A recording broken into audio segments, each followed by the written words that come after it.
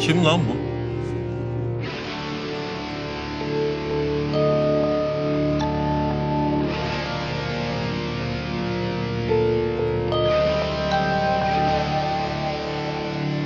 Selamun aleyküm kardeşlerim.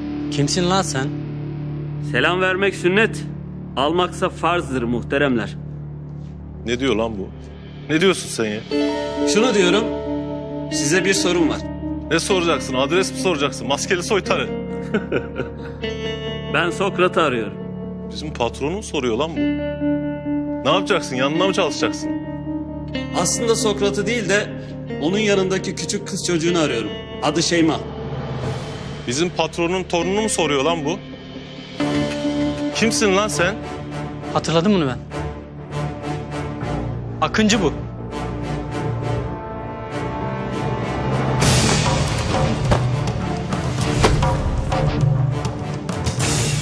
Bakın kardeşlerim, sizinle bir işim yok. Sizi dövmek istemiyorum. Durduk yere adam dövmek caiz değildir.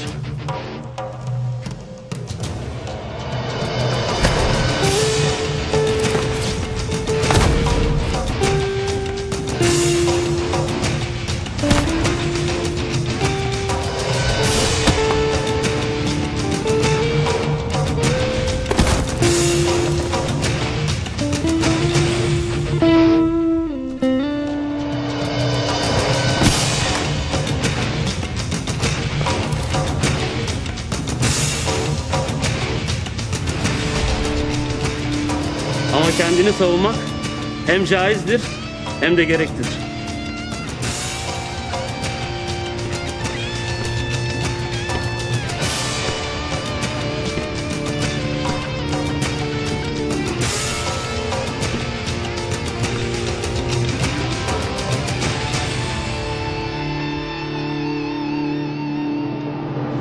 Selamünaleyküm arkadaşlar.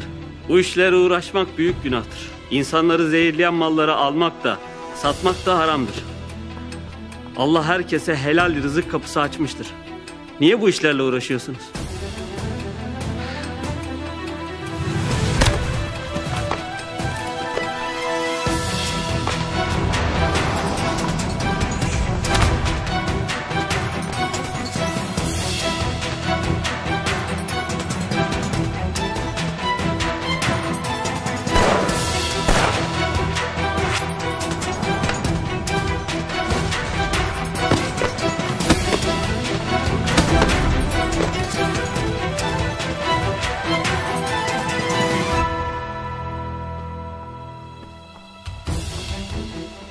Anlaşılan kardeşlerim, siz pek nasihatten anlayacak gibi değilsiniz ha?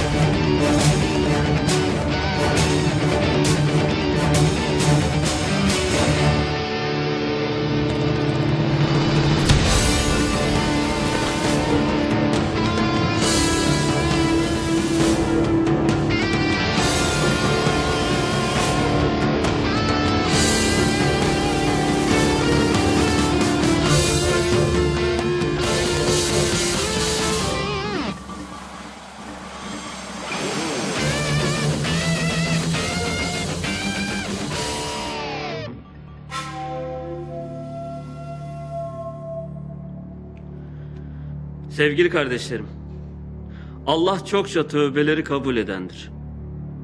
Kalpten samimi bir şekilde tövbe edin. Asla ümitsizliğe kapılmayın. Bu şekilde yaşayarak Sizleri yaratan Yüce Rabbinizin istediği yoldan yürüyemezsiniz.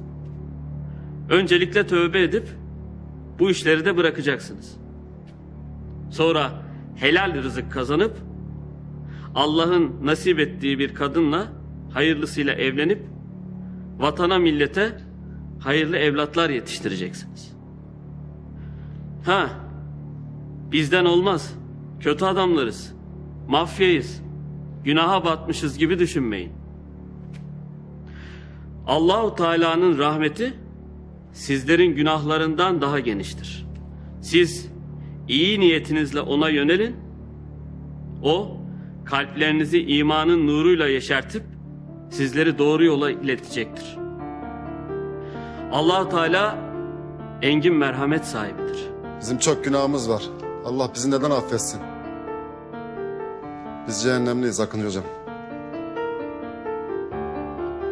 Sevgili din kardeşlerim, en büyük günah Allah'tan ümidi kesmektir. Allah-u Teala kendisine dönen kulunu yalnız bırakır mı?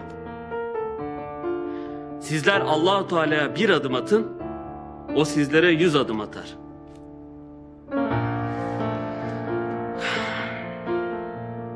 Şeyma'nın yerini söylediğiniz için Allah sizden razı olsun. Şimdi buradan kalkıp doğruca karakola gidiyorsunuz, teslim oluyorsunuz. Cezanızı çektikten sonra da inşallah yeniden doğacaksınız. Allah sizden razı olsun Akıncı hocam. Cümlemizden. Allah-u Teala dualarınızı kabul etsin. Amin.